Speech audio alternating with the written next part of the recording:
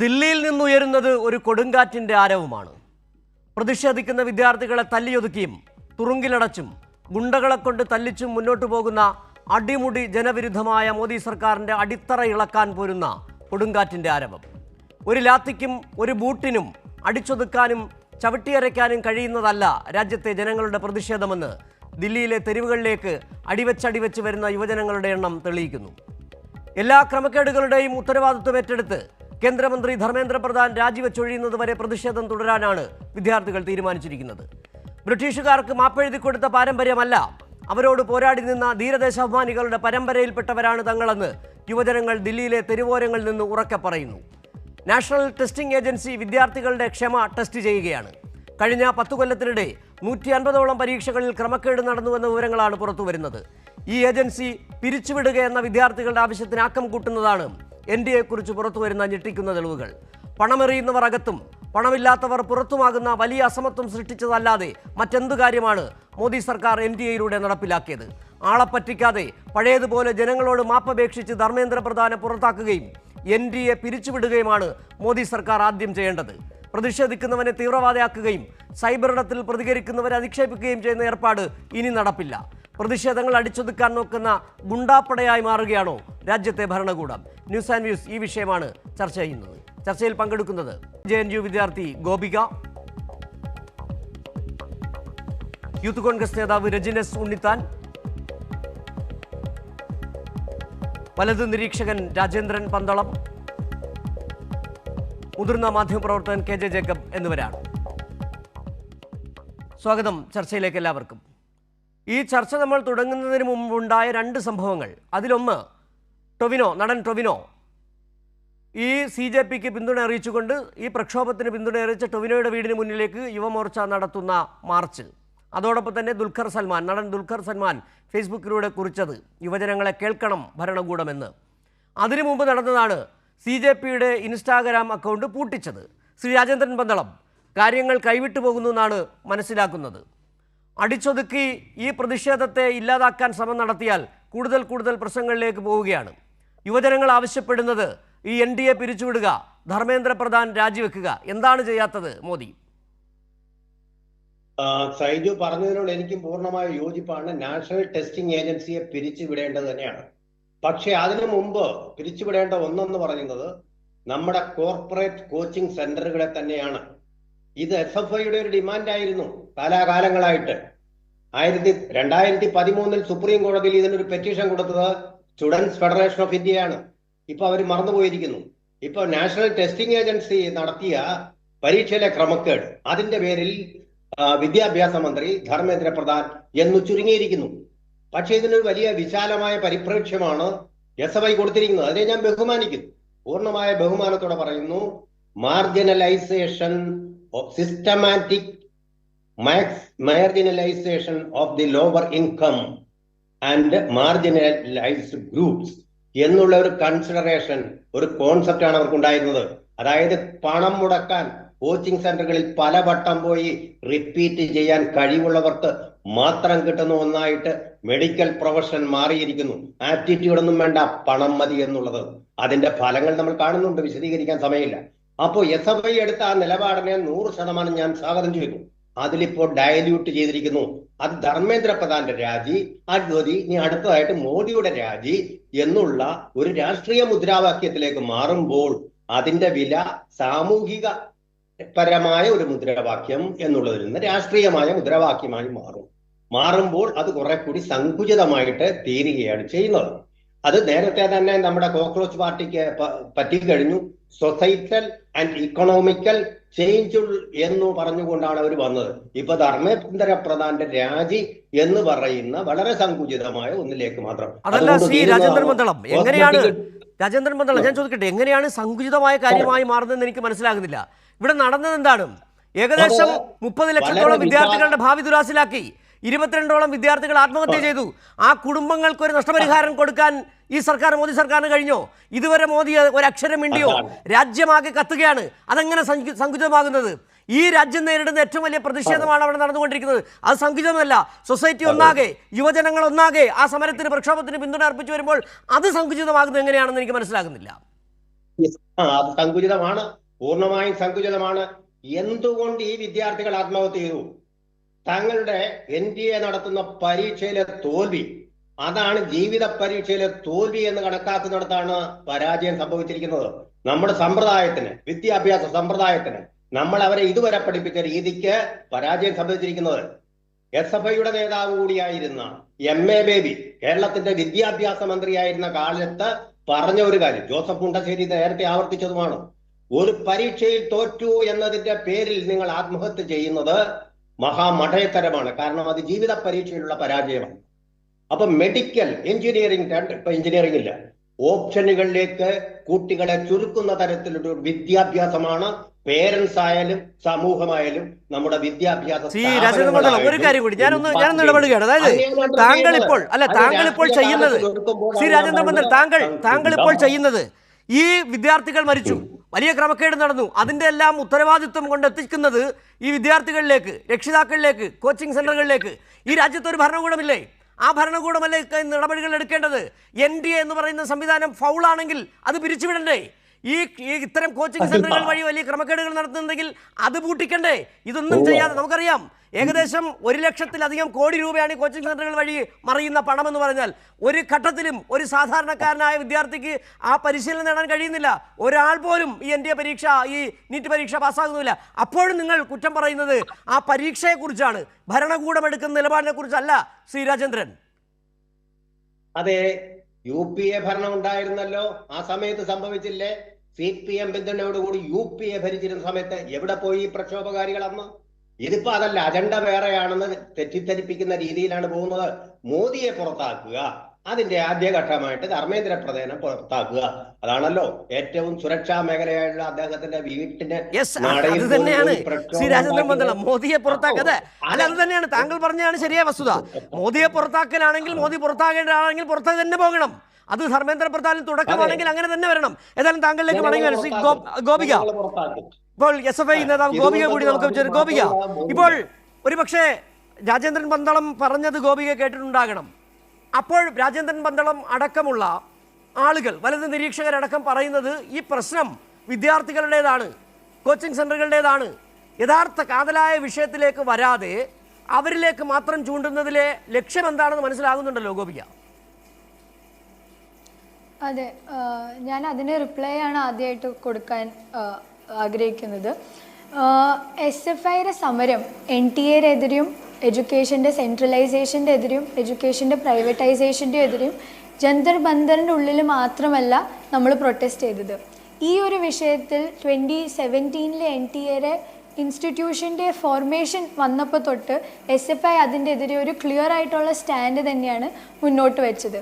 Clear ആയിട്ടും എഡ്യൂക്കേഷൻ്റെ centralisation കാരണമാണ് ഈ കോച്ചിങ് സെൻറ്റേഴ്സിൻ്റെ ഒരു ഹ്യൂജ് ഹൈക്ക് നമ്മുടെ രാജ്യത്ത് കാണാൻ പറ്റുന്നുള്ള ലിങ്ക് ഡ്രോ ചെയ്തിട്ടാണ് SFI 2017 തൊട്ട് തന്നെ സെൻട്രലൈസേഷൻ ഓഫ് എഡ്യൂക്കേഷൻ NTA പോലത്തുള്ളൊരു ഇൻസ്റ്റിറ്റ്യൂഷൻ്റെ എതിരെ സമരമായിട്ട് മുന്നോട്ട് വന്നത്. പിന്നെ പറയണ്ടായി SFIയുടെ പൊളിറ്റിക്സ് ആൻഡ് പൊളിറ്റിക്കൽ അണ്ടർസ്റ്റാൻഡിങ്ങിൻ്റെ ഒരു ഡൈല്യൂഷൻ വന്നിട്ടുണ്ട്, റെസിഗ്നേഷൻ മാത്രമാണ് നമ്മൾ ഡിമാൻഡ് ചെയ്യുന്നത്. അതുകൊണ്ട് മാത്രം ഞാൻ ഓർമ്മപ്പെടുത്തിക്കോട്ടെ, 2 മാസം മുമ്പാണ് നമ്മുടെ ബീഹാർ സ്റ്റേറ്റ് പ്രസിഡൻ്റ് ആയിട്ടുള്ള 21 വയസ്സ് മാത്രമുള്ള കോമ്രേഡ് കാന്തി കുമാരി ബീഹാറിൽ തന്നെ ഒരു ഗവൺമെൻറ് ഡിഗ്രി കോളേജിന് വേണ്ടി സമരം ചെയ്ത് 35-നോളം അധികം ദിവസം ആണ് ജയിലിൽ അകപ്പെട്ടത്. ബാക്കി 39 വിദ്യാർത്ഥികളോടൊപ്പം അസാമിൽ കോട്ടേജ് യൂണിവേഴ്സിറ്റിയിൽ പോസ്റ്റ് ഗ്രാജുവേറ്റ് കോഴ്സിനെ റദ്ദാക്കാനുള്ള ഡിസിഷൻ വന്നപ്പോൾ അതിൻ്റെ എതിരെ പ്രതിഷേധിച്ചതിനാണ് ആസാം CM SFI വിദ്യാർത്ഥികളുടെയും SFI ആക്ടിവിസ്റ്റുകളുടെയും എതിരെ NSA പോലെയുള്ള ആക്റ്റുകൾ ചുമത്തി അവരെ ജയിലിൽ അടയ്ക്കുമെന്നുള്ള ഒരു ത്രെറ്റനിങ് ആയിട്ടുള്ള സ്റ്റേറ്റ്മെൻറ്റ് പ്രസിന് മുമ്പിൽ വരുന്നുണ്ടായത്. അപ്പോൾ ഒരു പൊളിറ്റിക്സ് അത് ഒരിക്കലും ഡൈല്യൂട്ട് ആയിട്ടില്ല. നമ്മുടെ രാഷ്ട്രീയം അത് ഒച്ചത്തിലൂടെ തന്നെ പറയുന്നുണ്ട്. ജന്തർ മന്ദറിൽ നമ്മൾ നടക്കുന്നത് CJP മുന്നോട്ട് വയ്ക്കുന്ന അജണ്ടയിൽ അത് CJP ഉത്തരവാദിത്വം എടുക്കുന്ന അജണ്ടേഴ്സാണ്. പക്ഷേ ഈ സമരം ആദ്യം തുടങ്ങിയത് തൊട്ട് മെയിൽ നീറ്റിൻ്റെ പരീക്ഷ ക്യാൻസലായ മണിക്കൂറിലകം SFI പ്രവർത്തകർ, ഡൽഹിയിലെ SFI പ്രവർത്തകർ, SFIയുടെ സെൻട്രൽ ലീഡർഷിപ്പ്, മിനിസ്ട്രി ഓഫ് എഡ്യൂക്കേഷൻ്റെ മുമ്പിലാണ് നമ്മൾ ആദ്യം പ്രൊട്ടസ്റ്റ് മാർച്ചിൻ്റെ കോള് വന്നത്. അപ്പോൾ അവിടെ നമ്മൾ ഉന്നയിച്ച മുദ്രാവാക്യം റെസിഗ്നേഷൻ ഓഫ് ധർമ്മേന്ദ്ര പ്രധാൻ മാത്രമല്ല. We were also raising for the scrapping of NTA. We were also raising slogans against centralisation of education. We were also raising slogans against privatisation of education. നമ്മുടെ രാഷ്ട്രീയം നമ്മൾ ഒരിക്കലും ഡൈല്യൂട്ട് ചെയ്തിട്ടില്ല. അന്നും 2017 ഈ പ്രോസസ്സ് തുടങ്ങിയത് തൊട്ട് തന്നെ നമ്മൾ ഇതിൻ്റെ ക്ലിയർ ആയിട്ടുള്ള സ്റ്റാൻഡ് നമ്മൾ പ്രഖ്യാപിച്ചു കഴിഞ്ഞു.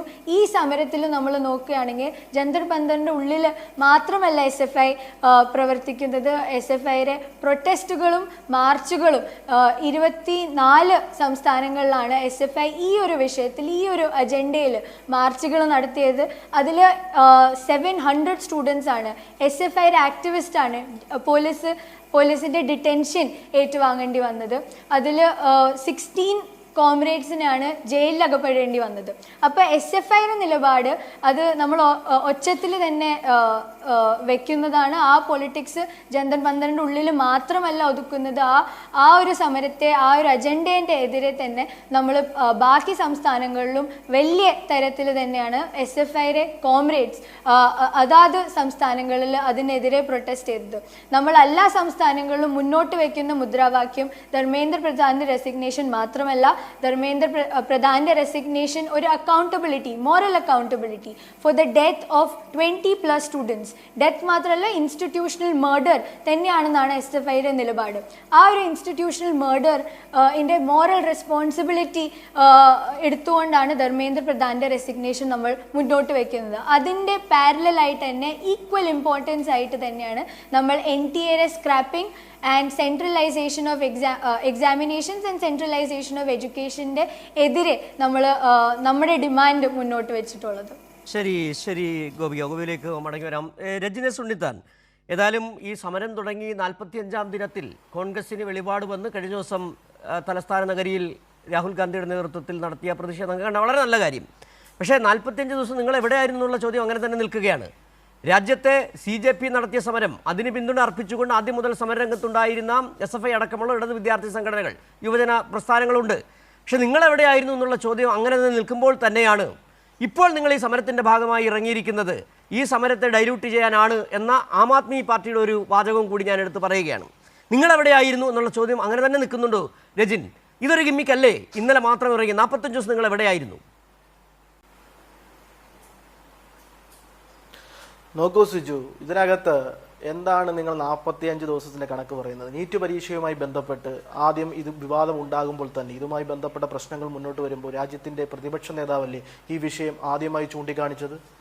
ഇന്ത്യൻ യൂത്ത് കോൺഗ്രസും KSUവും സമരരംഗത്തില്ല എന്ന് നിങ്ങൾക്ക് പറയാൻ പറ്റുമോ?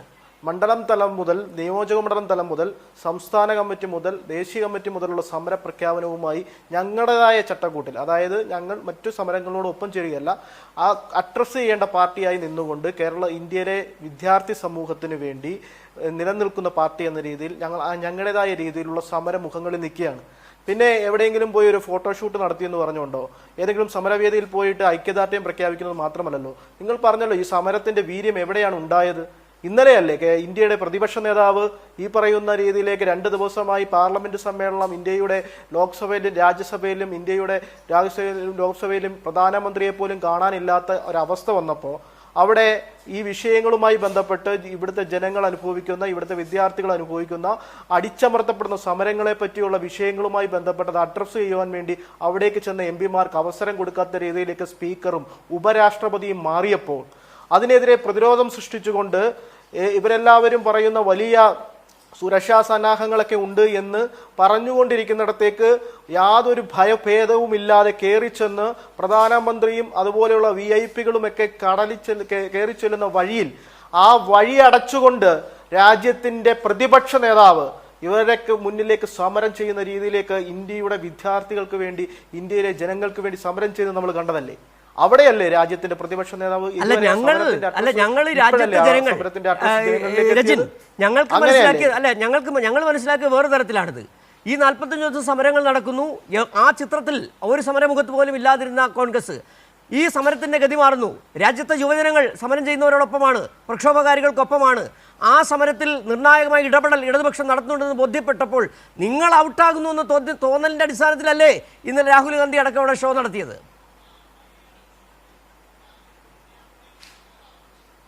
സിജു, കണ്ണടച്ചിരുട്ടാക്കിയാൽ ഇരുട്ടാവത്തില്ല. കണ്ണു തുറന്ന് നോക്കണം, അപ്പോൾ നമുക്ക് കാണാൻ പറ്റും. ഉത്തരാഖണ്ഡിൽ ഉൾപ്പെടെയുള്ള കാർഗിൽ യുദ്ധത്തിൽ പങ്കെടുത്ത സൈനികർ, ആ സൈനികന്റെ മകൾക്കുൾപ്പെടെയുള്ള ആളുകൾ ആത്മഹത്യ ചെയ്തിരിക്കുന്ന സാഹചര്യമാണ് ഉണ്ടായത്. രാഹുൽ ഗാന്ധിയെ പോലെയുള്ള പ്രതിപക്ഷ നേതാവ് അവിടേക്ക് ചെന്ന് അവിടെ വരെ ജനങ്ങളെ സംഘടിപ്പിച്ചുകൊണ്ട് അവർക്ക് ഐക്യദാർഢ്യം പ്രഖ്യാപിച്ചു സമരം നടത്തുന്നത് നിങ്ങൾക്ക് നിങ്ങളുടെ കയ്യിൽ ഇല്ലെങ്കിൽ ഞാൻ അയച്ചു തരാം. അതുപോലെ ഇന്ത്യയിൽ എവിടെയും ഈ പറയുന്ന യൂത്ത് കോൺഗ്രസും KSUവും സമരം ചെയ്യുന്നത്, ഇതുമായി ബന്ധപ്പെട്ടുള്ള സമരരംഗത്തേക്ക് നിൽക്കുന്നത് കാണണമെങ്കിൽ ഞാൻ അയച്ചു തരാം. ഞാൻ പറഞ്ഞല്ലോ, കോൺഗ്രസിനും ഈ പറയുന്ന യൂത്ത് കോൺഗ്രസിനും KSUവിനും അവരുടേതായ പ്ലാറ്റ്ഫോമിൽ നിന്ന് സമരം ചെയ്യുവാൻ അറിയാം. ആ പ്ലാറ്റ്ഫോമിൽ നിന്നുള്ള സമരങ്ങൾ കഴിഞ്ഞ ദിവസങ്ങളിൽ ഈ പറയുന്ന പൊതുവേദികളിലും പൊതുസ്ഥലങ്ങളിലും ഒക്കെ ഉണ്ടായിട്ടുണ്ട്. അത് നിങ്ങൾ കാണാത്തതാണ്. ഇവിടെ എന്താണ്? ഇവിടെ ഇന്നലെ കഴിഞ്ഞ ദിവസങ്ങൾ ഭരണകൂട തീവ്രവാദം നടന്നിരിക്കുകയായിരുന്നു. എന്താണ് അവിടെ? ഒരു രാഷ്ട്രീയ പ്രതിപക്ഷ നേതാവിനെ, ഇന്ത്യയുടെ ഒരു പ്രതിപക്ഷ നേതാവിനെ എങ്ങനെയാണ് ഒരു സമരത്തിൽ നിന്നും വലിച്ചഴിച്ചുകൊണ്ട് പോകുന്നതെന്ന് നമ്മൾ കണ്ടതാണ്. അദ്ദേഹത്തിന്റെ മുഖത്തു നിന്നും വീണിട്ടുള്ള രക്തത്തുള്ളികൾ നമ്മൾ കണ്ടതാണ്. എനിക്ക് മുമ്പ് വലത് നിരീക്ഷകൻ വളരെ ലാഘവത്തോടു കൂടിയാണല്ലോ ഈ നീറ്റ് പരീക്ഷയെ സംബന്ധിച്ചൊക്കെ പറഞ്ഞ് പൂർത്തീകരിച്ചത്. ഈ നീറ്റ് പരീക്ഷയുമായി ബന്ധപ്പെട്ട് മാനസിക സംഘർഷം നേരിട്ട വിദ്യാർത്ഥികൾ 20+ വിദ്യാർത്ഥികളാണ് ഇന്ന് ഈ നാട്ടിലില്ലാത്തത്. നമുക്കറിയാമല്ലോ, പാവപ്പെട്ട ഓട്ടോക്കാരൻ്റെയും കർഷകന്റെയും ഈ നാട്ടിലെ പാവപ്പെട്ട സൈനികന്റെയും ഈ നാട്ടിലെ പാവപ്പെട്ടവരുടെ ആയ മക്കളാണ് ഇന്ന് ഇല്ലായ്മ ചെയ്തത്. അവരെ ഒന്ന് ചേർത്ത് പിടിക്കാൻ, അവർക്ക് നഷ്ടപരിഹാരം പ്രഖ്യാപിക്കുവാൻ തൻ്റെ ഇടമില്ലാത്ത, അല്ലെങ്കിൽ അവരെ ഒന്ന് അഭിസംബോധന ചെയ്യാൻ തൻ്റെ ഇടമില്ലാത്ത വലിയ നെഞ്ചളവിൻ്റെയൊക്കെ കാര്യം പറഞ്ഞുകൊണ്ട് പോകുന്ന ഇന്ത്യയുടെ പ്രധാനമന്ത്രി 2 ദിവസമായി എവിടെയാണ്? അത് നിങ്ങൾ ചോദിക്കണ്ടേ? 2 ദിവസമായി അദ്ദേഹം എവിടെ പോയിരിക്കുകയാണ്? ഈ ധർമ്മേന്ദ്ര പ്രധാൻ എന്ന് പറയുന്ന അദ്ദേഹത്തിന്റെ ഏറ്റവും അടുത്ത സുഹൃത്തും അദ്ദേഹത്തിന്റെ എന്തൊക്കെയോ ആയ ആളെ സംരക്ഷിക്കുവാൻ വേണ്ടി ജനാധിപത്യത്തിൽ പോലും കണ്ടിട്ടില്ലാത്ത രീതിയിലേക്ക് അദ്ദേഹത്തെ സംരക്ഷിക്കാൻ വേണ്ടിയുള്ള ഓട്ടത്തിലാണ് ഇന്ത്യയുടെ പ്രധാനമന്ത്രി. അതല്ലേ രാജ്യം കണ്ടുകൊണ്ടിരിക്കുന്നത്? ഇതാണോ ഈ ജനാധിപത്യ രീതിയിൽ തെരഞ്ഞെടുക്കപ്പെട്ട ഒരു പ്രധാനമന്ത്രി? രജിൻ ചോദിച്ച മോദിയോട് അടക്കമുള്ള ചോദ്യം, BJPയുടെ അടക്കമുള്ള ചോദ്യം തന്നെയാണ് കേരളത്തിൽ രാജ്യത്തെ എല്ലാ ജനങ്ങളും ചോദിച്ചുകൊണ്ടിരിക്കുന്നത്. രജിനിലേക്ക് മടങ്ങുക. ശ്രീ KJ ജേക്കബ്, ഒരുപക്ഷെ താങ്കൾ വളരെ കൃത്യമായി തന്നെ ഇതിൻ്റെ നിരീക്ഷണങ്ങൾ താങ്കളുടെ ഫേസ്ബുക്ക് പോസ്റ്റിലടക്കം കാണുകയുണ്ടായി. പക്ഷെ ഞാൻ വളരെ വ്യത്യസ്തമായൊരു ചോദ്യം താങ്കളോട് ചോദിച്ചു. അതായത് ഇന്ന് ഈ സുപ്രീം കോടതി ചീഫ് ജസ്റ്റിസിൻ്റെതായ ഒരു വാചകമാണ് വല്ലാതെ അത്ഭുതപ്പെടുത്തിയത്.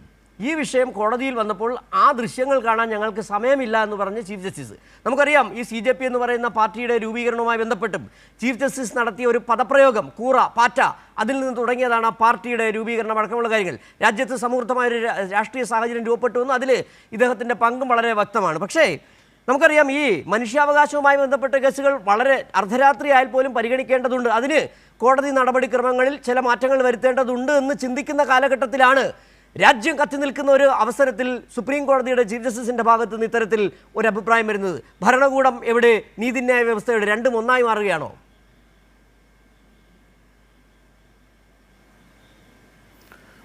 ഏതായാലും ഡൽഹി ഹൈക്കോടതിയുടെ ചീഫ് ജസ്റ്റിസിന് സമയമുണ്ടായിരുന്നു. അദ്ദേഹം വീഡിയോ കണ്ടില്ല. അദ്ദേഹം കേന്ദ്ര സർക്കാരിനും ഡൽഹി പോലീസിനും നോട്ടീസ് അയക്കാൻ വേണ്ടി ഇന്ന് ഉത്തരവിട്ടിട്ടുണ്ട്. അത്രയും ആശ്വാസം. ഇത് ചീഫ് ജസ്റ്റിസ് സൂര്യകാന്ത് ഈ പറയുന്നത് അത് അദ്ദേഹത്തിനൊരു ജുഡീഷ്യൽ മൈൻഡ് അല്ല. അത് നമ്മുടെ നാട്ടിൽ സാധാരണഗതിയിലുള്ള ഒരു വലതുപക്ഷ മൈൻഡിൻ്റെ വർത്തമാനമാണ് നമ്മൾ കേട്ടത്.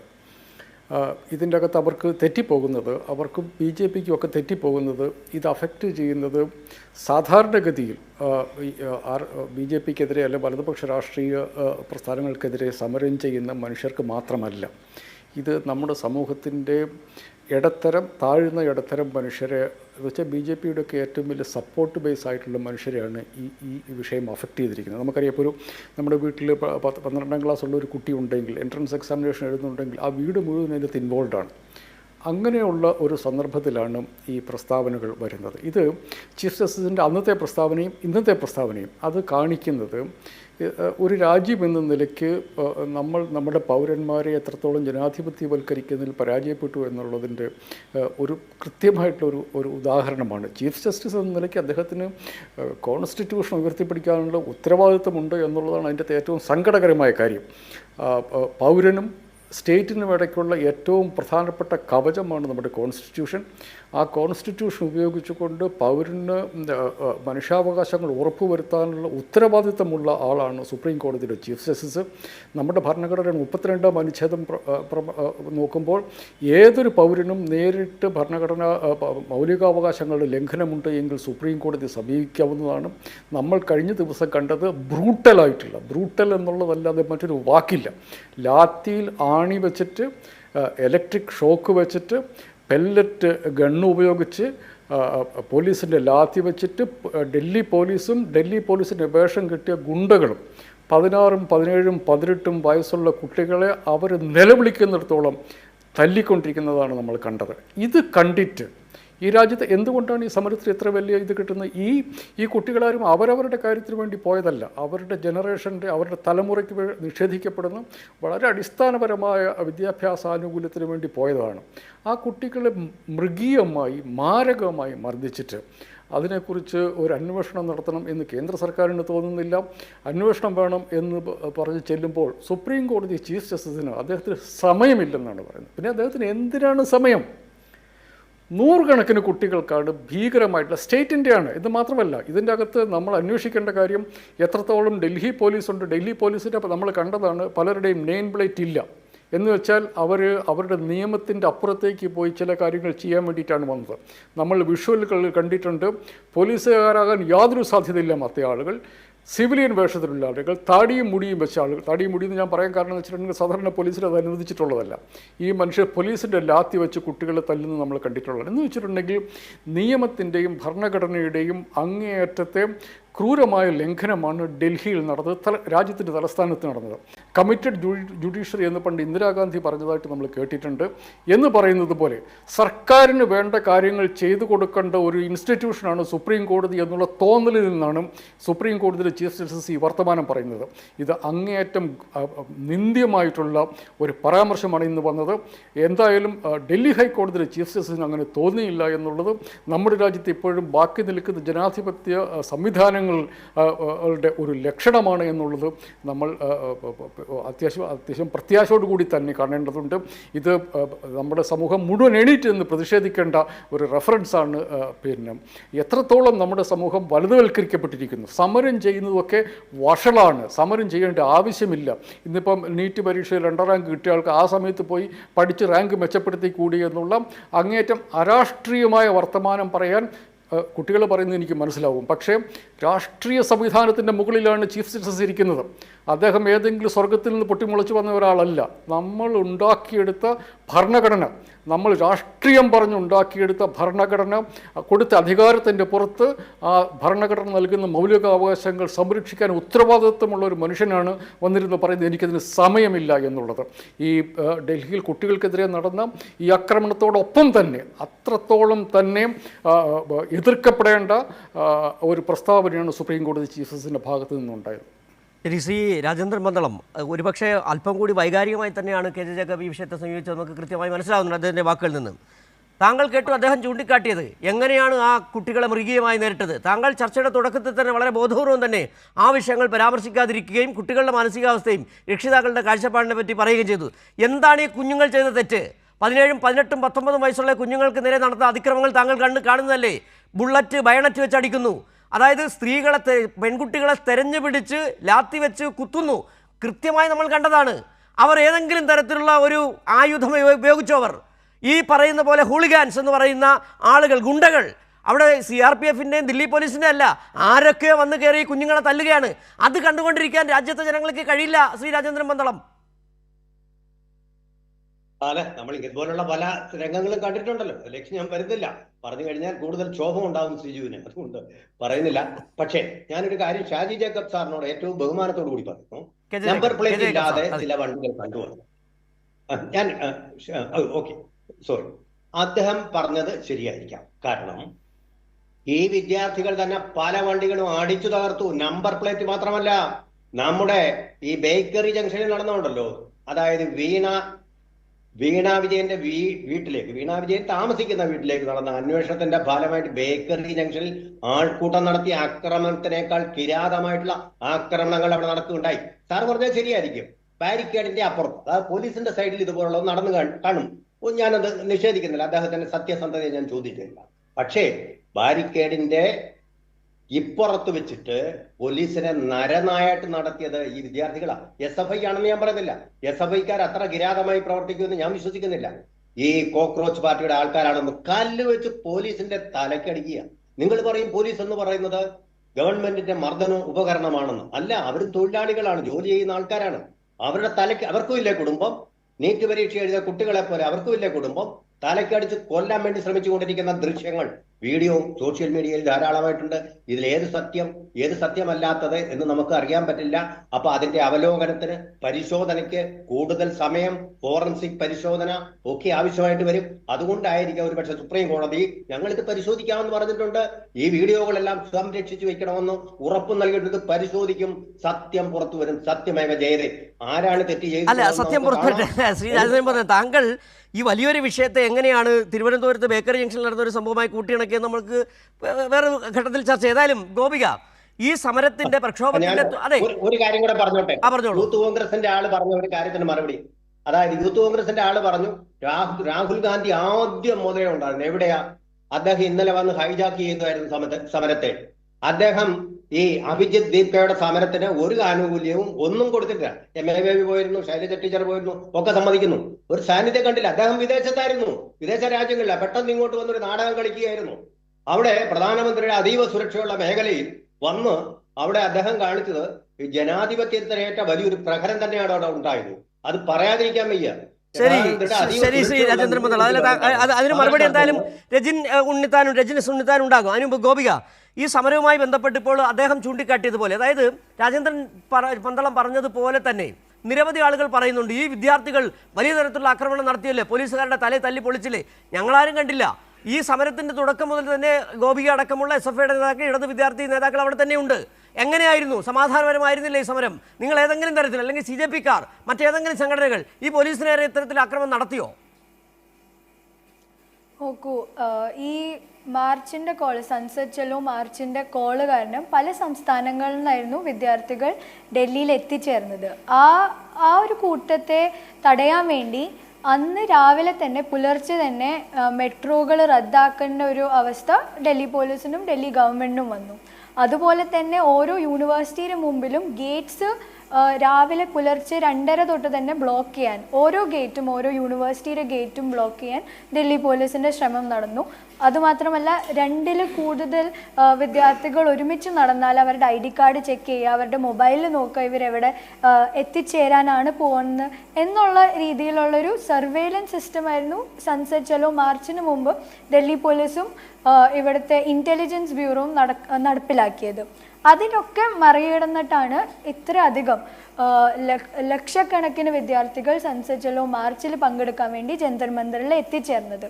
ആ എത്തിച്ചേർന്ന ഇടവേളയിലാണ് ജന്തർ മന്ദറിൻ്റെ 2 സൈഡും വലിയ ബാരിക്കേഡും, ഭയങ്കര ഹൈറ്റിലുള്ള ബാരിക്കേഡ് വെച്ച് തടയാൻ പോലീസ് വെൽഡ് ചെയ്തുകൊണ്ടുള്ള ബാരിക്കേഡാണ് അവിടെ കൊണ്ടുവച്ചത്. ആ ഒരു സിറ്റുവേഷനിൽ ഒരു സ്റ്റാമ്പീഡ് ലൈക്ക് സിറ്റുവേഷനാണ് ജന്തർ മന്ദറിൽ ഉണ്ടായത്. മാർച്ചിന് തൊട്ടു മുമ്പ് തന്നെ കുഴഞ്ഞു വീഴുന്ന പല അധികം വിദ്യാർത്ഥികളുണ്ടായിരുന്നു. ആ ഒരു മാർച്ച് തുടങ്ങിയ സമയത്ത് തന്നെ തിക്കിലും തിരക്കിലും വീണ കുറേ വിദ്യാർത്ഥികളെ നമ്മൾ ഓൾറെഡി കണ്ടു കഴിഞ്ഞു. അത് കഴിഞ്ഞ് മാർച്ച് തുടങ്ങിയപ്പോൾ ഈ ബാരിക്കേഡുകളെ മറികടന്നുകൊണ്ടാണ് ഈ സ്റ്റാമ്പീഡിനെ നമുക്ക് തടയാൻ പറ്റുള്ളൂ. ആ ഒരു ബാരിക്കേഡിനെ മറികടക്കുക അത് ഓരോ സമരത്തിൻ്റെ ഒരു ഭാഗമാണ്. ആ ബാരിക്കേഡിനെ തടഞ്ഞു നമ്മൾ. വിദ്യാർത്ഥികൾ ബാരിക്കേഡ് മറികടന്ന് സ്ട്രീറ്റ്സിലെത്തിയപ്പോൾ അവിടെ കാണുന്നത്, ഞാൻ ഒരു മാർച്ചിൻ്റെ പാർലമെൻറ്റ് സ്ട്രീറ്റിൻ്റെ സൈഡിൽ പോയ മാർച്ചിൻ്റെ ഫ്രണ്ട് റോയിൽ തന്നെ SFIയുടെ പ്രവർത്തകരുണ്ടായിരുന്നു. SFIയുടെ 4 വനിതാ കോമ്രേഡ്സ് ആയിരുന്നു. ഞാൻ, കോമ്രേഡ് ശരണ്യ, സഖി, കോമ്രേഡ് യഷിത.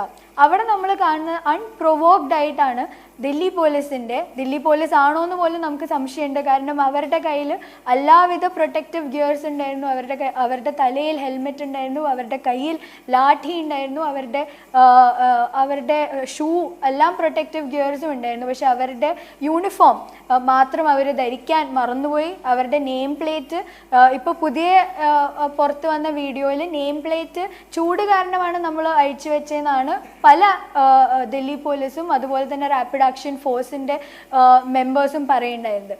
അപ്പോൾ നമ്മൾ സ്ട്രീറ്റ്സിൽ കണ്ടത് പൂർണ്ണ തരത്തിലും ഒരു ഗുണ്ടായിസം തന്നെയായിരുന്നു. അത് ദില്ലി പോലീസ് ആണോ അല്ലേ എന്ന് തന്നെ നമുക്ക് സംശയമുണ്ട്.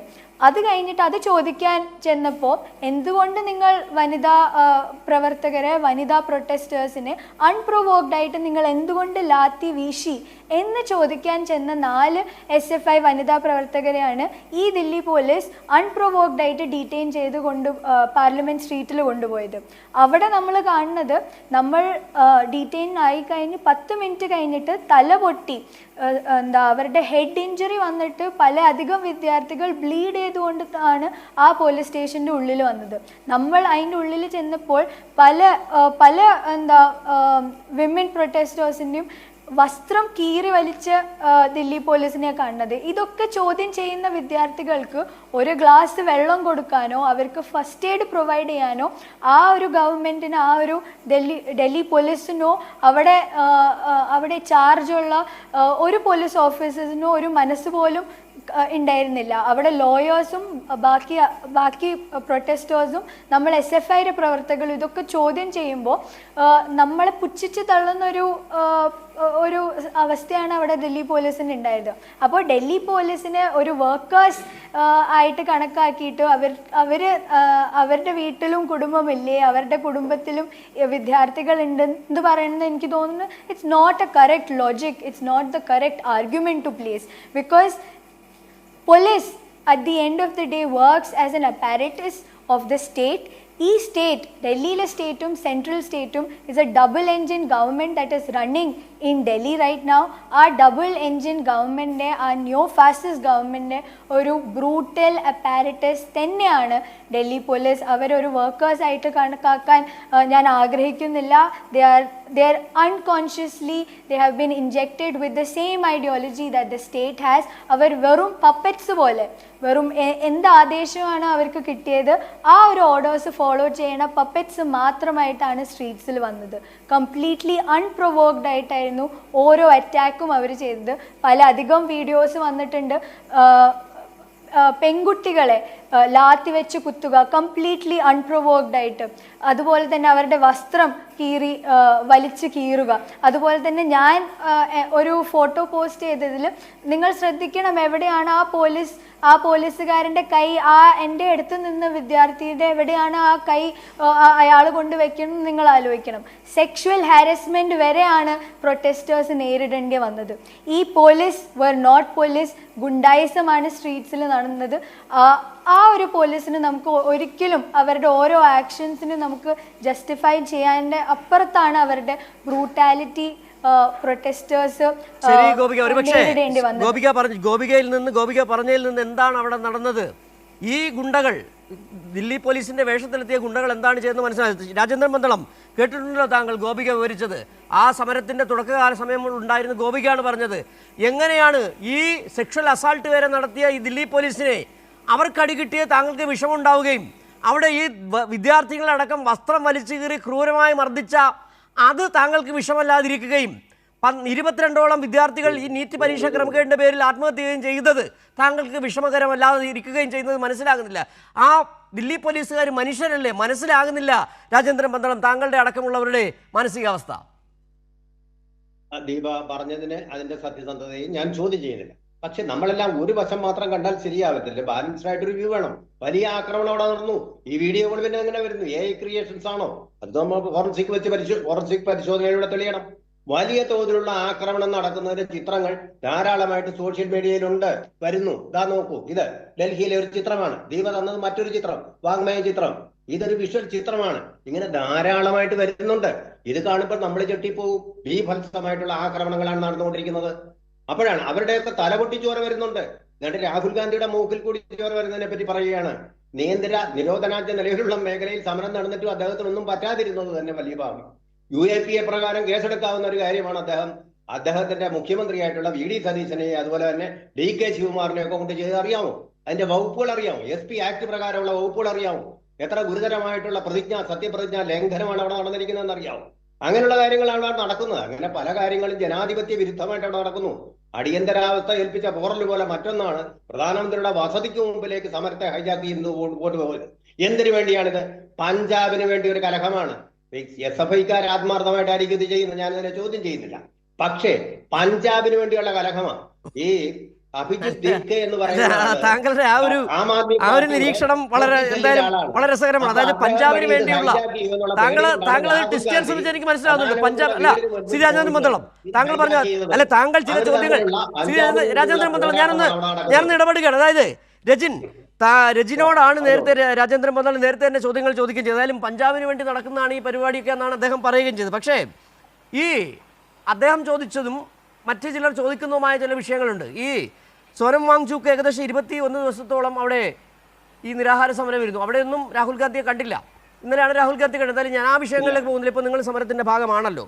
പക്ഷേ ഇദ്ദേഹം ഉന്നയിച്ചതുപോലെ രാജേന്ദ്രൻ പന്തളം ചോദിച്ച ചില ചോദ്യങ്ങൾ താങ്കൾ കേട്ടിട്ടുണ്ടാകും. മറുപടി ഉണ്ടോ രജിൻ?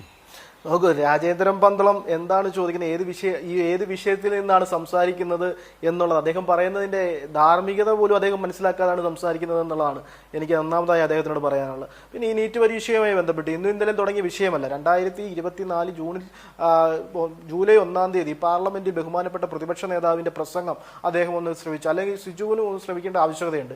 കാരണം നിങ്ങൾ രാഹുൽ ഗാന്ധി എവിടെയുണ്ട് എന്ന് ചോദിക്കുമ്പോൾ അങ്ങനെയുള്ള കാര്യങ്ങൾ ഈ നീറ്റ് പരീക്ഷയുമായി ബന്ധപ്പെട്ട് പല ആരോപണങ്ങളും ഉന്നയിക്കുമ്പോൾ തന്നെ ഇത് പ്രശ്നബാധിതമായി ഈ മത്സര പരീക്ഷകൾ ഇന്ത്യയിൽ നടക്കുന്ന ഏതാണ്ട് 158ഓളം മത്സര പരീക്ഷകളിൽ ഈ വലിയ രീതിയിലുള്ള ക്രമക്കേടുകൾ നടക്കുന്നുണ്ട്. അത് ചില കോർപ്പറേറ്റ് കമ്പനികളെ സഹായിക്കുവാൻ വേണ്ടി ഈ ചോദ്യപേപ്പർ ഉൾപ്പെടെ ഉള്ളവ ചോർത്തി കൊടുക്കുന്ന രീതിയിലേക്ക് ഈ ധർമ്മേന്ദ്ര പ്രതാപന്റെ നേതൃത്വത്തിൽ അദ്ദേഹത്തിന്റെ കീഴിൽ ഉദ്യോഗസ്ഥർ ചെയ്യുന്നുണ്ട് എന്നുള്ള ആരോപണങ്ങൾ മുമ്പും നമ്മൾ പറഞ്ഞിട്ടുണ്ട്, ഇപ്പോഴും നമ്മൾ പറയുന്നു.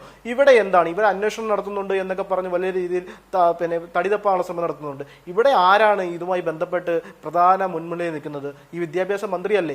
മന്ത്രി തലത്തിലല്ലേ ഇങ്ങനെയുള്ള തീരുമാനങ്ങൾ എടുത്ത് മുന്നോട്ട് പോകേണ്ടത്? ആ മന്ത്രി തന്നെ പരാജയപ്പെട്ടിരിക്കുകയാണ്. അങ്ങനെയുള്ള മന്ത്രിയെ വെച്ചുകൊണ്ട് തന്നെയാണോ അന്വേഷണം നടത്തിക്കൊണ്ട് പോകേണ്ടത്? അവിടെയാണ് ഇവരുടെ ചോദ്യത്തിന് ആൻസർ ഇതുവരെയായിട്ടും തരാത്തത്. എന്നിട്ട് ഇവർ സമരം ചെയ്തതിനെ പറ്റിയും സമര സംഘടനകളാണ്, ഞങ്ങളൊക്കെ സമര സംഘടനകളാണ് സാർ. ഈ പറയുന്ന യൂത്ത് കോൺഗ്രസ് ആയാലും KSU ആയാലും കോൺഗ്രസ് ആയാലും ഒക്കെ സമര സംഘടനകളാണ്, ജനങ്ങൾക്ക് വേണ്ടി സമരം ചെയ്യുന്നവരാണ്. സമരം ഇന്നും ഇന്നലെയും തുടങ്ങിയതല്ല. ബ്രിട്ടീഷുകാരുടെ കാലത്ത് മുതൽ ബ്രിട്ടീഷുകാർക്കെതിരെ സമരം ചെയ്തിട്ടുള്ള പാരമ്പര്യമുള്ള സംഘടനയാണ്. മാപ്പ് എഴുതി കൊടുത്തിട്ടുള്ള സംഘടനയൊന്നുമല്ല. ഞങ്ങൾക്ക് 7 മാപ്പ് അപേക്ഷകൾ പഠിച്ചിട്ട് വന്നിട്ടുള്ള സംഘടനയല്ല.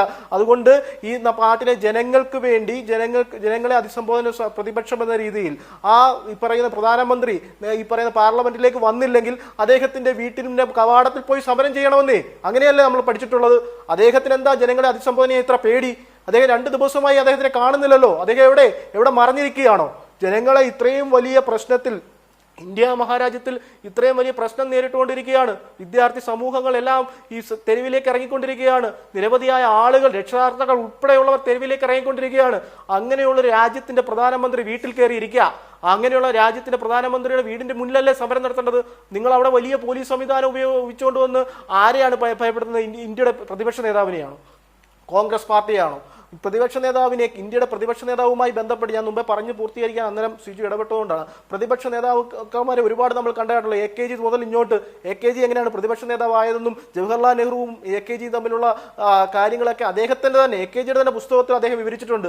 അങ്ങനെ രാജ്യത്തെ പ്രതിപക്ഷ നേതാവിന് തുല്യതായ പങ്ക് കൊടുക്കുകയും അദ്ദേഹത്തെ വിശ്വാസത്തിലെടുത്തേക്ക് പോകുന്ന ഒരു രാജ്യമായി, ഒരു ഭരണഘടനയായി, ഒരു ഭരണ സ്വാതന്ത്ര്യമായി ഇന്ത്യ നിൽക്കുമ്പോൾ ഇവിടെ ഒരു പ്രതിപക്ഷ നേതാവിന്റെ ആനുകൂല്യങ്ങൾ പോലും ചെയ്യാതെ അദ്ദേഹത്തിനോട് ഇന്നലെ ഡൽഹി പോലീസ് ഈ നരനായാട്ട് നടത്തിയത് നമ്മൾ കണ്ടതല്ലേ?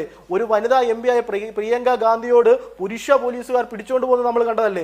ഇന്ത്യയിൽ ഇത് മാത്രം നടക്കുന്നത്. നരേന്ദ്രമോദി എന്നും ഇങ്ങനെയാണ്, സമരങ്ങളെ അടിച്ചമർത്തുവാൻ വേണ്ടി ചെയ്തുകൊണ്ടിരിക്കുകയാണ്. 2023 ഗുസ്തി താരങ്ങൾ, പാവപ്പെട്ട സ്ത്രീകളായ ഗുസ്തി താരങ്ങൾ, വനിതാ ഗുസ്തി താരങ്ങൾക്കെതിരെ ഈ ബ്രിജ്ഭൂഷൺ സിംഗിനെ പോലെയുള്ള നരാധമന്മാർ കാണിച്ച ക്രൂരത, ആ ക്രൂരതയ്ക്കെതിരെ അവർ സമരം ചെയ്തപ്പോൾ ഇതേ രീതിയിൽ തന്നെ അടച്ചമർത്താൻ ശ്രമിച്ചതാണ്. അവസാനം അവർ സ്വന്തം മെഡലുകൾ പോലും, രാജ്യത്തിന്റെ അഭിമാനപര പെടലുകൾ പോലും നദിയിൽ ഒഴുക്കുന്നത് നമ്മൾ കണ്ടതല്ലേ?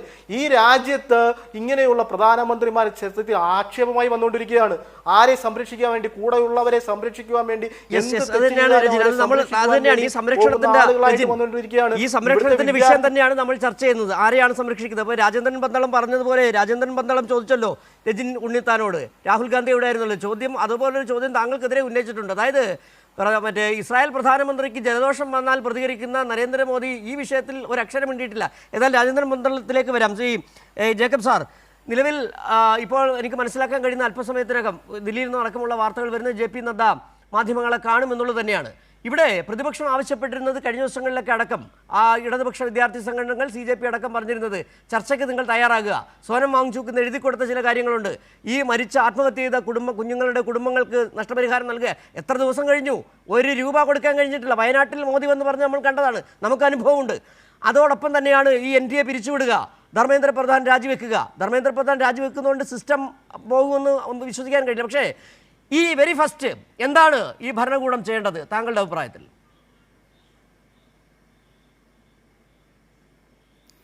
അതിനു മുമ്പ് ശ്രീ രാജേന്ദ്രൻ പറഞ്ഞ ഒരു കാര്യം അദ്ദേഹം മാത്രമല്ല, അത് പലരും പറഞ്ഞു നടക്കുന്നുണ്ട്. അതിൻ്റെ അകത്ത് ചിലപ്പം ചില വാസ്തവമുണ്ട്. അതായത് ഈ പ്രക്ഷോഭകർ അവർ പോലീസുകാരെ ആക്രമിച്ചു, പോലീസ് വണ്ടി തല്ലി തകർക്കും. എൻ്റെ ഒരു തോന്നൽ, ഈ നമ്മൾ കാണുന്ന വിഷ്വൽസ് നമ്മൾ സൂക്ഷിച്ച് നോക്കിക്കഴിഞ്ഞാൽ ഇതിൻ്റെ ഇടയ്ക്ക് പോലീസ് ലാത്തിയും കൊടുത്തു വിട്ട ഗുണ്ടകളുണ്ട്. എൻ്റെ ബലമായ സംശയം, അതിനെക്കുറിച്ചാണ് ശരിക്കും നമ്മൾ അന്വേഷിക്കേണ്ടത്. എൻ്റെ ബലമായ സംശയം എന്നുള്ളത്, ഈ ഗുണ്ടകളെ ഡൽഹി പോലീസോ RSS BJPയോ അത് റിക്രൂട്ട് ചെയ്ത് കുറേ പേരെ പോലീസിൻ്റെ കൂടെയും വിട്ട് കുറേ പേര് ഈ പ്രക്ഷോഭകരുടെ കൂടെയും വിട്ടിട്ടുണ്ട്. കാരണം CJPക്കാരെ സംബന്ധിച്ചിടത്തോളം അവർക്ക് ഈ അക്രമം നടത്തിയിട്ട് അവർക്കൊന്നും കിട്ടാനില്ല. അവർക്ക് ഇത് മാത്രം അവർ ആവർത്തിച്ച് പറഞ്ഞുകൊണ്ടിരുന്നു, ഇതെങ്ങനെയാണ് ഏതെങ്കിലും തരത്തിൽ ഇത് അക്രമത്തിലേക്ക് പോകുക എന്നുള്ളത് BJPയുടെ മാത്രം ആവശ്യമാണ്. അത് CJPയുടെ ആവശ്യമല്ല, അത് ഇടത് സംഘടനകളുടെ ആവശ്യമല്ല, അത് കോൺഗ്രസിൻ്റെ ആവശ്യമല്ല, അത് പ്രതിപക്ഷത്തിലുള്ള ഒരു രാഷ്ട്രീയ പാർട്ടിയുടെ ആവശ്യമല്ല ഏതെങ്കിലും തരത്തിൽ അക്രമം ഉണ്ടാവുക എന്നുള്ളത്. അതുകൊണ്ട് അതിനെക്കുറിച്ച് കർശനമായിട്ടുള്ള അന്വേഷണം നടത്തണം. ഞാൻ മനസ്സിലാക്കിയെടുത്തോളം 6 FIRകൾ ഇട്ടിട്ടുണ്ട്. പോലീസ് അന്വേഷിക്കട്ടെ, അതിൻ്റെ അകത്ത് ഈ ക്രിമിനൽ പണികൾ കണ്ടെത്തിയ ആളുകളെ കണ്ടെത്തട്ടെ, അവരെ നിയമത്തിന് മുമ്പിൽ കൊണ്ടുവരട്ടെ, അവരെ ശിക്ഷിക്കട്ടെ. പക്ഷെ അതിൻ്റെ അർത്ഥം നിരപരാധികളായ കുഞ്ഞുങ്ങളെ തല്ലി ഒതുക്കിയത് ഇത് വെച്ച് ബാലൻസ് ചെയ്യാം എന്ന് വിചാരിക്കരുത്. അതൊരു തോന്നിയാസമാണ്. പോലീസ് ഒരു യൂണിഫോംഡ് ഫോഴ്സാണ്, അവർക്ക് നിയമമുണ്ട്, അവർക്ക് കോടതിയുണ്ട്. ആരെങ്കിലും നിയമം ലംഘിച്ചിട്ടുണ്ടെങ്കിൽ അവരെ നിയമത്തിന് മുൻപിൽ കൊണ്ടുവരാൻ പോലീസിന് അവരുടേതായ ഏജൻസികളുണ്ട്. ഈ കുട്ടികളെ തല്ലിയതിൻ്റെ ഉത്തരവാദിത്വം നരേന്ദ്രമോദിയും അമിത്ഷായും പറയേണ്ടി വരും. അവരുടെ ഉത്തരവ് പ്രകാരമാണ് ഈ കുട്ടികളെ ഇങ്ങനെ തല്ലിച്ചതച്ചത് എന്നുള്ളത്. അത് മറ്റത് വെച്ച് ബാലൻസ് ചെയ്യാൻ വേണ്ടി തന്നെയായിരിക്കും ഈ ഗുണ്ടകളെ ഇറക്കിയത് എന്നുള്ളതാണ് ഞാൻ വിശ്വസിക്കുന്നത്. അതുകൊണ്ട് ഈ കുട്ടികൾക്ക് കിട്ടിയ തല്ല് അൺആക്സെപ്റ്റബിളാണ്, അതിനകത്ത് യാതൊരു തർക്കവുമില്ല. സർക്കാർ ചെയ്യേണ്ട ആദ്യത്തെ കാര്യം, നമ്മൾ ചർച്ച തുടങ്ങിക്കഴിഞ്ഞപ്പം ഇപ്പോൾ എനിക്കൊന്ന് SFIക്കാരെ പോലും പ്രതിരോധത്തിലാക്കി നിങ്ങളുടെ ആവശ്യം ചുരുങ്ങിപ്പോയി എന്നുള്ളതാണ്. ചുരുങ്ങിയ ആവശ്യമാണ് ഇപ്പോൾ. കുട്ടികൾ സമരം ചെയ്യുന്നത് ഒരു ചുരുങ്ങിയ ആവശ്യത്തിന് വേണ്ടിയിട്ടാണ്. നമ്മൾ വിശാലമായ RSS BJPക്ക് എതിരെയുള്ള അല്ലെങ്കിൽ അവരുടെ നയങ്ങൾക്കെതിരെയുള്ള വലിയ പോരാട്ടം എന്നുള്ളതല്ല ഇപ്പോഴത്തെ ഇമ്മീഡിയറ്റ് ആയിട്ടുള്ള ആവശ്യം. ഇപ്പോഴത്തെ ഇമ്മീഡിയറ്റ് ആയിട്ടുള്ള ആവശ്യം ഒരു എത്ര പരീക്ഷകളാണ്. നമ്മളൊരു കാര്യം മനസ്സിലാക്കണം, ഒരു സർക്കാരിൻ്റെ ഭരണം ഏൽപ്പിക്കുന്നത് ജനങ്ങൾ വോട്ട് ചെയ്ത് തന്നെയാണല്ലോ BJPയുടെ സർക്കാർ അധികാരത്തിൽ വന്നത്. അധികാരം ഏൽപ്പിക്കുന്നത് അവരൊരു പണി ചെയ്യുമെന്നുള്ളത് കൊണ്ടാണ്. എത്ര പരീക്ഷകളാണ് പാളിപ്പോയത്. നീറ്റ് പരീക്ഷ മാത്രമല്ല, +2 കുട്ടികൾക്ക് CBSE കുട്ടികൾക്ക് അവർ റീവാലുവേഷൻ, നമ്മുടെ നാട്ടിൽ +2 കുട്ടികൾ എഴുതിയ കുട്ടികളോട് ചോദിച്ചാൽ അറിയാം എന്തുമാത്രം പേരെയാണ് മുള്ളിൻ്റെ പുറത്ത് നിർത്തിയത്. സർവകലാശാലകളിലേക്കുള്ള എൻട്രൻസ് ടെസ്റ്റ് അത് എത്ര നിരുത്തരവാദപരമായിട്ട് നടത്തിയത്. 10% കുട്ടികൾക്ക് പിന്നെ പരീക്ഷ എഴുതേണ്ടി വന്നു. അതിനുശേഷമാണ് നെറ്റിൽ ചോദ്യപേപ്പർ ചോർന്നു എന്ന് പറയും. എന്ന് വെച്ചിട്ടുണ്ടെങ്കിലും നമ്മളൊരു കേന്ദ്രമന്ത്രിസഭയിൽ ഇരിക്കാൻ യോഗ്യനല്ല എന്ന് സ്വന്തം പ്രവൃത്തി കൊണ്ട് തെളിയിച്ച ഒരാളെ എന്തിനാണ് RSSും BJPയും സംരക്ഷിക്കുന്നത്? എന്തിനാണ് നരേന്ദ്രമോദി സംരക്ഷിക്കുന്നത്? കുഞ്ഞുങ്ങൾക്ക് നഷ്ടപരിഹാരം കൊടുക്കണമെന്നുള്ള ഒരു പ്രധാനപ്പെട്ട കാര്യം, അത് അവരുടെ സങ്കടത്തിന് നമ്മൾ എത്തിപ്പെട്ടിരിക്കുന്ന അവസ്ഥയ്ക്ക് ഈ നേരത്തെ നിങ്ങളൊക്കെ പറഞ്ഞതുപോലെയുള്ള ഏതെങ്കിലും ഒരു എൻട്രൻസ് എക്സാമിനേഷൻ്റെ ചുറ്റിപ്പറ്റി ആകൃത കുട്ടികളിലേക്ക് ആ പ്രശ്നങ്ങളൊക്കെ നമുക്ക് ചർച്ച ചെയ്യാം. പക്ഷേ അവരെ ഈ ആത്മഹത്യയിലേക്ക് നയിച്ച സ്വന്തം ഉത്തരവാദിത്തം നിറവേറ്റാൻ കഴിവില്ല എന്ന് തെളിയിച്ച ഒരു മന്ത്രിയെ എന്തിനാണ് ജനങ്ങളുടെ പുറത്ത് അടിച്ചേൽപ്പിക്കുന്നത് എന്നുള്ളതിനെക്കുറിച്ച് പ്രധാനമന്ത്രി നാട്ടുകാരോട് വിശദീകരിക്കാൻ പറ്റും. രണ്ട് കാര്യങ്ങൾ. നേരത്തെ ആയിരുന്നെങ്കിൽ ഒരു കാര്യം പറഞ്ഞാൽ മതി, എന്തുകൊണ്ട് ധർമ്മേന്ദ്ര പ്രധാനെ മന്ത്രിസഭയിൽ അവിടെ വെച്ചുകൊണ്ടിരിക്കുന്നു എന്നുള്ള കാര്യം. സ്വന്തം പണിയെടുക്കാൻ അറിയത്തില്ലാത്ത ഒരാളെ എന്തിനാണ് മന്ത്രിസഭയിൽ വെച്ചുകൊണ്ടിരിക്കുന്നത് എന്നുള്ള കാര്യം പറഞ്ഞാൽ മതിയായിരുന്നു. ഇപ്പോൾ ആ ഡൽഹിയിൽ നടത്തിയ കുഞ്ഞുങ്ങളുടെ പേരിൽ നടത്തിയ നരനായാട്ട്, അതിൻ്റെ ഉത്തരവും കൂടി നരേന്ദ്രമോദിയും അമിത്ഷായും കൂടി പറയേണ്ടതുണ്ട്. ഈ കുട്ടികൾക്കുള്ള നഷ്ടപരിഹാരം, NTA പിരിച്ചുവിടുക, ഈ സാധനങ്ങൾക്ക് പിറകെ വരേണ്ടതുണ്ട്. പക്ഷേ ഏറ്റവും പ്രധാനമായിട്ടുള്ള ആവശ്യം എന്നുള്ളത് ഈ ഹുങ്ക് കാണിച്ചുകൊണ്ടിരിക്കരുത്. നിങ്ങൾ ഈ നാട്ടിലെ പ്രധാനമന്ത്രി നാട് നിങ്ങൾ നടന്ന് പറയുന്ന ഒരു കാര്യമുണ്ടല്ലോ, ഈ പിന്നെ പെൺകുട്ടികളുടെ കാര്യം പറയുന്നത് മാത്രമേ അദ്ദേഹം പറയുന്നത്. അദ്ദേഹം ലോകം മുഴുവൻ നടന്ന് പറയും ഇന്ത്യയുടെ ഡെമോഗ്രാഫിക് ഡിവിഡൻറ്റിനെ കുറിച്ച്. നമ്മുടെ ജനസംഖ്യയുടെ പകുതിയിലധികം ആളുകൾ 30 വയസ്സിന് താഴെയുള്ളവരാണ് എന്നുള്ളത് പ്രധാനമന്ത്രി ലോകം മുഴുവൻ നടന്ന് പറയുന്നതാണ്. ആ 30 വയസ്സിന് താഴെയുള്ള നമ്മുടെ ഭാവിയെന്ന് നമ്മൾ അഹങ്കരിക്കുന്ന, പ്രധാനമന്ത്രി അടക്കം അഹങ്കരിക്കുന്ന കുഞ്ഞുങ്ങൾക്ക് നമുക്ക് ബാക്കി വെക്കുന്നത് ഈ ധർമ്മേന്ദ്ര പ്രധാനെ പോലുള്ള ഒരു മനുഷ്യനാണ്. ഒരു കാര്യം ചെയ്യാൻ അറിയത്തില്ലാത്ത ഒരാളെ, എന്താണ് അദ്ദേഹത്തിൻ്റെ ഒരേ ഒരു അജണ്ട, എന്താണ്? ഹിന്ദുത്വ അജണ്ട കുത്തിക്കയറ്റുക. തമിഴ്നാടുകാർ എത്ര നാളായി അവർ ആവശ്യപ്പെട്ടുകൊണ്ടിരിക്കുന്നു ഈ ത്രിഭാഷ പദ്ധതി ഞങ്ങൾ എടുക്കില്ല എന്ന്.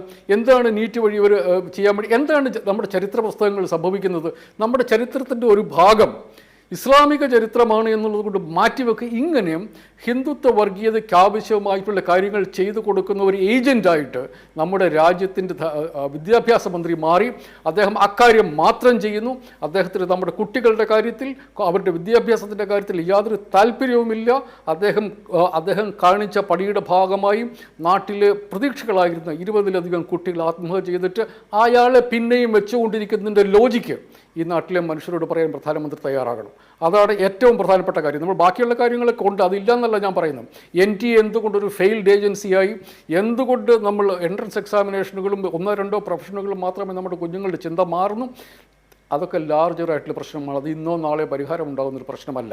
അതൊരു രാജ്യത്തിൻ്റെ രാഷ്ട്രീയം, സാമ്പത്തികം, അടിസ്ഥാനപരമായിട്ട് മൂല്യങ്ങൾ ഇതുമായിട്ടൊക്കെ ബന്ധപ്പെട്ട് കിടക്കുന്ന കാര്യങ്ങളാണ്. പക്ഷേ ഇപ്പം നമ്മൾക്ക് വേണ്ടത് ഈ കുട്ടികളോട് ക്രിമിനൽ പണി കാണിച്ച കേന്ദ്ര ആഭ്യന്തരമന്ത്രിയും പ്രധാനമന്ത്രിയും ഈ കാര്യത്തിന് മറുപടി പറയണം. ഈ പരീക്ഷകൾ ഇങ്ങനെ അന്തം വിട്ട രീതിയിൽ അലമ്പാക്കി കളഞ്ഞ കേന്ദ്രത്തിലെ വിദ്യാഭ്യാസ മന്ത്രി രാജിവെക്കണം. ഇത് രണ്ട് ഇമ്മീഡിയറ്റ് ആയിട്ടുള്ള കാര്യങ്ങളാണ്. പിന്നെയുള്ള കാര്യങ്ങൾ വരട്ടെ, അത് ഒരു രാജ്യം ചർച്ച ചെയ്യേണ്ട വിഷയമാണ്. ഒട്ടും കുറച്ച് കാണിക്കില്ല. പക്ഷേ എല്ലാ സമരങ്ങൾക്കും ഇമ്മീഡിയറ്റ് ആയിട്ടുള്ള ചില ലക്ഷ്യങ്ങളുണ്ട്. അതാണിത്. ഇപ്പോൾ ശ്രീ രാജേന്ദ്രൻ പന്തളം, താങ്കൾ കേട്ടിട്ടുണ്ട് നേരത്തെ KJ ജേക്കബ് പറഞ്ഞത്. ആദ്യം ചെയ്യേണ്ടത് ഈ ധർമ്മേന്ദ്ര പ്രധാനെ പുറത്താക്കുക എന്നുള്ളതാണ്.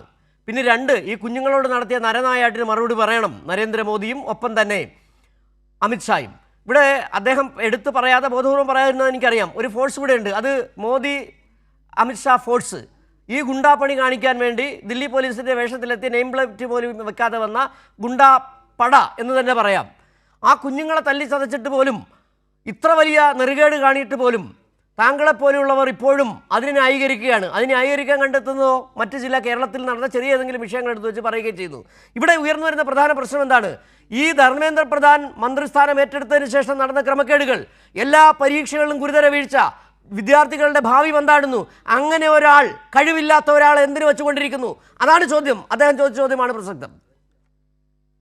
ഓക്കെ, ശരി. ആലപ്പുഴയിലെ KSU പ്രവർത്തകർക്ക് നേരെ നടന്നതും ഗവൺമാന്മാരുടെ ഒരു തരം നരനായിട്ടായിരുന്നു. പോട്ടെ, നമ്മൾ അത് ചർച്ച ചെയ്യണ്ട, അത് വയലന്റ് ആക്കണ്ട.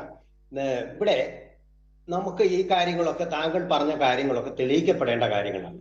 ഇങ്ങനെ കള്ളവണ്ടികളിലൊക്കെ പോലീസ് വന്നു എന്നൊക്കെ പറയുന്നത് അന്വേഷണത്തിൽ കൂടി തെളിയട്ടെ. വേണമെങ്കിൽ ഒരു ജുഡീഷ്യൽ അന്വേഷണം തന്നെ നടക്കട്ടെ. ഒരു കാര്യം കൂട്ടിച്ചേർക്കാൻ വിട്ടുപോയതാണ് ശ്രീ രാജേന്ദ്ര പന്തളം. അതായത് ജേക്കബ് സാർ പറഞ്ഞ ഒരു പ്രധാനപ്പെട്ട പ്രശ്നമുണ്ട്. ഈ സമരം, ഈ പ്രക്ഷോഭം ഇങ്ങനെ കലാപകലുഷിതമാകണമെന്ന് ആഗ്രഹിക്കുന്ന ആരാണ്? അത് ഇവിടുത്തെ മോദി ഭരണകൂടമാണ്. അവിടെ സമാധാനവുമായി സമരമിരുന്നവരുടെ ആവശ്യം എന്താണ്?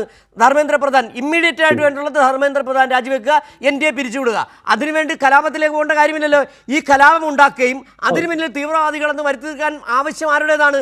അത് മോദിയുടെയും അമിത്ഷായുടെയുമാണ്, BJPയുടെയാണ്, RSSന്റേതാണ്. അതിന് മറുപടി ഉണ്ടോ? നമുക്കത് ചെക്ക് ചെയ്യേണ്ട, ക്രോസ് ചെക്ക് ചെയ്യാം. നമ്മളെല്ലാം മാധ്യമ പ്രവർത്തകരാണല്ലോ, ക്രോസ് ചെക്ക് ചെയ്യേണ്ട കാര്യമാണ്. ഇപ്പൊ ലൂഷ്യൻസ് മീഡിയയിൽ നിന്ന് ഇപ്പൊ ചോർന്നു വരുന്ന ചില വാർത്തകളിൽ പറയുന്നത് ധർമ്മേന്ദ്ര പ്രധാൻ CJPയെ ഹൈജാക്ക് ചെയ്ത് എടുത്തു കഴിഞ്ഞു അദ്ദേഹത്തിന് നിലനിൽക്കാൻ, അല്ലെങ്കിൽ മോദി എന്നെ ഇദ്ദേഹത്തിനെ പുറത്താക്കുമായിരുന്നു, വകുപ്പുകൾ മാറുമായിരുന്നു എന്നൊക്കെ പറയുന്നുണ്ട്. നമ്മൾ അതൊക്കെ പൂർണ്ണമായിട്ട് നമുക്ക് ദീസ് ആർ ആൾ ജസ്റ്റിക്കുലേഷൻസ് എന്ന് പറഞ്ഞാൽ ഊഹാപോഹങ്ങളാണ്, നമുക്കറിയില്ല. ഓക്കെ, പക്ഷെ ഊഹാപോഹമല്ല, സത്യസന്ധമായ ഒരു കാര്യമുണ്ട്. ഇന്ന് പാർലമെന്റിൽ പറഞ്ഞു, അതായത് ഈ കാര്യത്തിൽ എല്ലാ ഭാഗങ്ങളും കേട്ടുള്ള ഒരു ചർച്ചയ്ക്ക് ഗവൺമെന്റ് തയ്യാറാണ്. ഇപ്പൊ പാർലമെന്റ് ഈസ് ഇൻ സെഷൻ, കോടിക്കണക്കിന് രൂപയാണ് ഒരു ദിവസം ചെലവാകുന്നത്. അപ്പൊ അതാണിപ്പോ കാര്യങ്ങളെല്ലാം തുറന്നു പറയാനുള്ള ഒരു വേദി. ഇതിനെക്കുറിച്ച് ഒരു 16-18 മണിക്കൂർ ഡിബേറ്റ് നടത്തിക്കൊണ്ട് ഇതിനൊരു ശാശ്വതമായ പരിഹാരത്തിനുള്ള നിർദ്ദേശങ്ങൾ വെച്ച് അതിന്റെ അടിസ്ഥാനത്തിൽ മാറ്റങ്ങൾ വരുത്തിക്കൊണ്ടുള്ള ഒരു ബില്ലും, ആ ബില്ല് വേണമെങ്കിൽ JPCക്ക് വിട്ടുകൊണ്ടൊരു ആക്റ്റും ഉണ്ടാവുക എന്നുള്ളതാണ് ഇതിന്റെ ശാശ്വതമായ പരിഹാരം. മറ്റു കാര്യങ്ങൾ ഇപ്പൊ കോടതി തന്നെ പരിഹരിക്കും. ഈ ആക്രമങ്ങൾ ഉണ്ടായത്, പിന്നെ ബോർഡില്ലാത്ത വണ്ടിയുടെ കാര്യങ്ങളൊക്കെ കോടതിയുടെ പരിഗണനയിൽ വരുന്ന വിഷയങ്ങളായിരിക്കുമല്ലോ. അപ്പോൾ അല്ലെങ്കിൽ ജുഡീഷ്യൽ അന്വേഷണം നടത്താൻ അതിന്റെ ടേംസ് ഓഫ് റെഫറൻസിൽ ഇത് ഉൾപ്പെടുത്തട്ടെ, അങ്ങനെ പരിഹരിക്കാവുന്ന കാര്യങ്ങളുമാണ്. അപ്പൊ ഇതൊരു ഞങ്ങൾ മുൻവിധിയായിട്ട് ഇദ്ദേഹം രാജിവെച്ച് കഴിഞ്ഞാലേ ചർച്ചയ്ക്ക് തയ്യാറാവൂ എന്ന് പറഞ്ഞപ്പോൾ പാർലമെന്റിന്റെ ചർച്ച ചെയ്യാനുള്ള ഡിബേറ്റ് എന്ന് പറയുന്ന ജനാധിപത്യത്തിന്റെ അവിഭാജ്യ ഘടകത്തിന്റെ നഷ്ടം, അത് ഇന്ത്യയിലെ ഈ 150 കോടി ജനങ്ങൾക്കും ഉണ്ടാവുന്ന നഷ്ടമാണ്. സാർ നേരത്തെ പറഞ്ഞതുപോലെ 29 വയസ്സാണ് ഇന്ത്യയിലെ ഈ 150 കോടി ജനങ്ങളുടെ ശരാശരി ആയുസ്. അത് നമ്മുടെ വലിയൊരു ഡിവിഡന്റ് തന്നെയാണ്, ഡെമോഗ്രാഫിക് ഡിവിഡന്റ് തന്നെയാണ്. ഇന്നിപ്പോ രാജ്നാഥ് സിംഗ് അദ്ദേഹത്തിന്റെ പ്രസംഗത്തിൽ പറഞ്ഞ ഒരു പ്രധാന കാര്യം, യുവാക്കളുടെ ശബ്ദം നമ്മൾ എല്ലാവരും ശ്രമിക്കണം, നമ്മൾ കൂട്ടായിരുന്ന് ചർച്ച ചെയ്ത് പരിഹാരം ഉണ്ടാക്കണം. അവിടെ രാഷ്ട്രീയമല്ല, നമ്മുടെ രാഷ്ട്രത്തിന്റെ ഭാവിയാണ്, ദ പോസ്റ്ററിറ്റി.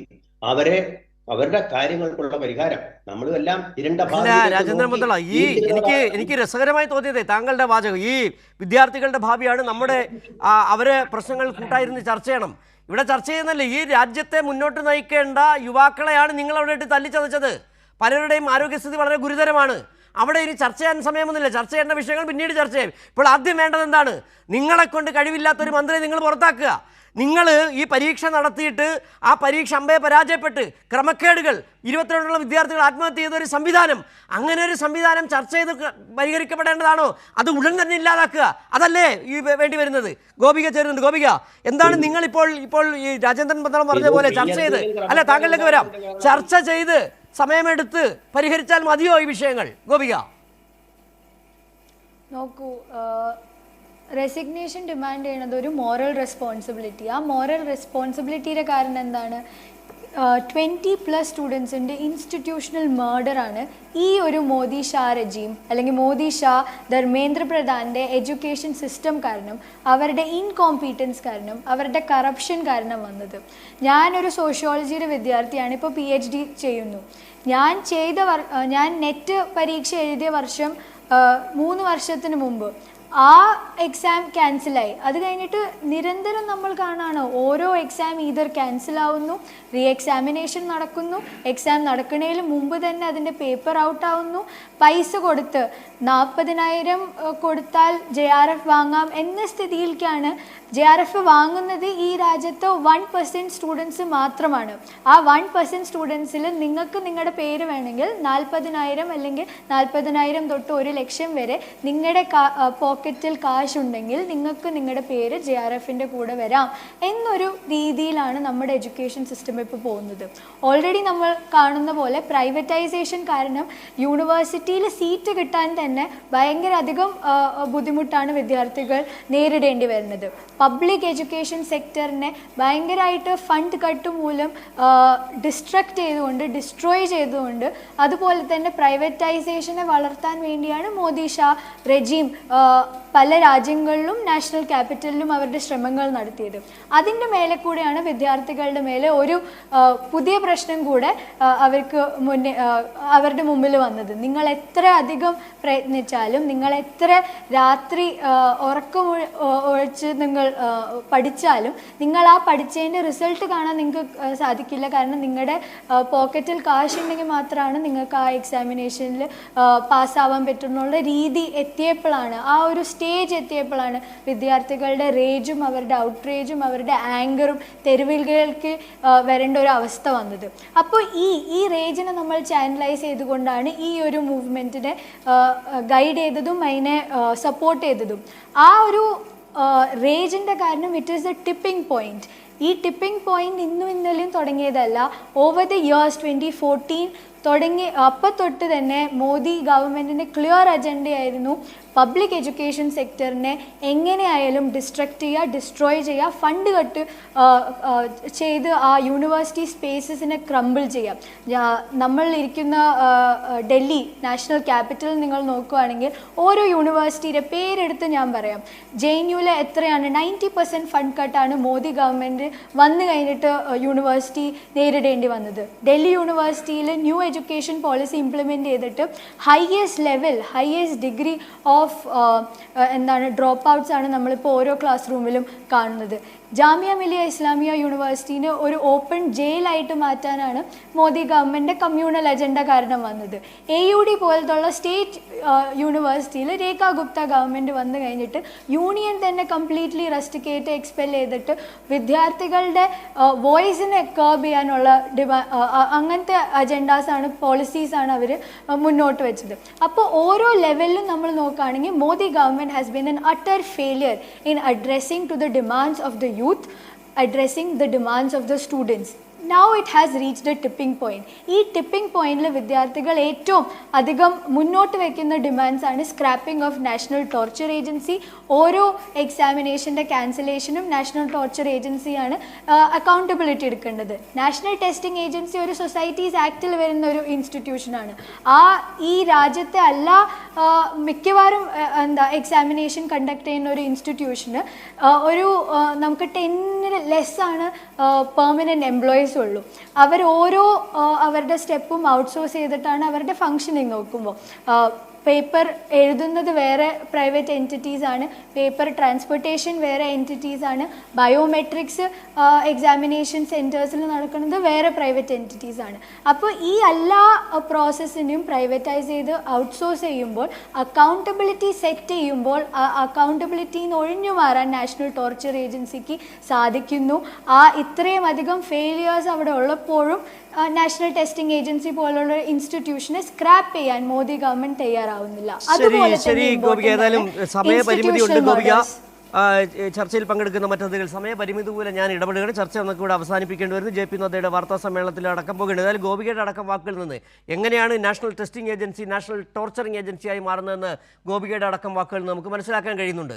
ഉന്നത വിദ്യാഭ്യാസ രംഗത്തെ കാവ്യവൽക്കരിക്കാൻ കൊണ്ടുപിടിച്ച ശ്രമം നടക്കുന്ന മോദി സർക്കാർ ഇല്ലാതാക്കുന്നത് രാജ്യത്തെ ജനതയുടെ ഭാവിയാണ്. ദില്ലിയിൽ നമ്മൾ കണ്ടത് ആ തരത്തിലുള്ള നരനായാട്ടാണ്. എത്രയും വേഗം അടിയന്തരമായി തന്നെ ഈ ധർമ്മേന്ദ്ര പ്രധാനെ പുറത്താക്കുക, നാഷണൽ ടെസ്റ്റിംഗ് ഏജൻസി എന്ന് പറയുന്ന ആ ടോർച്ചറിംഗ് ഏജൻസി പിരിച്ചുവിടുക, അതുമാത്രമാണ് ആദ്യം അടിയന്തരമായി മോദി സർക്കാർ ചെയ്യേണ്ടത്. വളരെ നന്ദി ഈ ചർച്ചയിൽ പങ്കെടുത്ത ഗോപിക, KJ ജേക്കബ്, രജിനസ് ഉണ്ണിത്താൻ, രാജേന്ദ്രൻ പന്തളം.